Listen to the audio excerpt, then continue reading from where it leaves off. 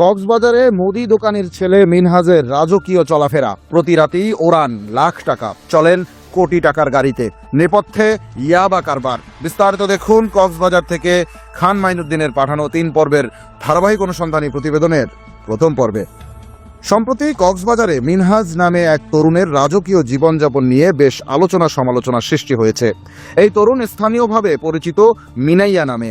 কক্সবাজারের টেকপাড়া এলাকার এক সাধারণ মুদি দোকানদারের ছেলে হয়েও 25 বছর বয়সী মিনাইয়া ওরফে মিনহাজের রাজকীয় জীবনযাপন দেখে মনে হয় তিনি কোনো ধনকুবের পরিবারের সন্তান। সোশ্যাল মিডিয়ায় নিজেকে পরিচয় দেন মিনহাজ আব্রাহাম নামে। নামি দামি স্পোর্টস বাইক, বিলাসবহুল প্রাইভেট গাড়ি, 5 তারকা রেস্টুরেন্টে প্রতিদিনের আড্ডা আর ঢাকায় যাতায়াতে বিমান ও দামি গাড়ির ব্যবহার, সবকিছু মিলিয়ে তার লাইফস্টাইল চোখ ধাঁধানো।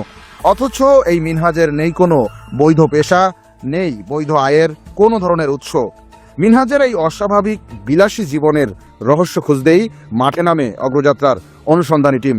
কয়েক সপ্তাহ ধরে তথ্য সংগ্রহ, তার বিরুদ্ধে বিভিন্ন গণমাধ্যমে প্রকাশিত সংবাদ পর্যালোচনা ও স্থানীয় সূত্রের দেয়া তথ্যে জানা গেছে আদতে এই তরুণ একজন ইয়াবা কারবারি। তার কাজ রাজকীয় জীবনের আড়ালে ইয়াবা পরিবহন করা। কক্সবাজার শহরের অন্দরে ছড়িয়ে আছে তার ইয়াবা সিন্ডিকেট, যার মূল হোতা এই মিনহাজ। প্রশাসনের চোখ ফাঁকি দিয়ে কিংবা তাদের কিছু সুবিধাভোগী অংশের সহযোগিতায় দিনের পর দিন চলছে এই ব্যবসা।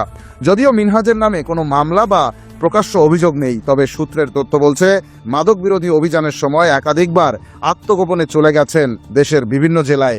এছাড়া সাধারণ মানুষ যেখানে প্রতিদিনের খরচ চালাতে হিমশিম খায়, সেখানে মিনহাজের প্রতি রাতের আড্ডাতেই খরচ হয় লাখ টাকারও বেশি।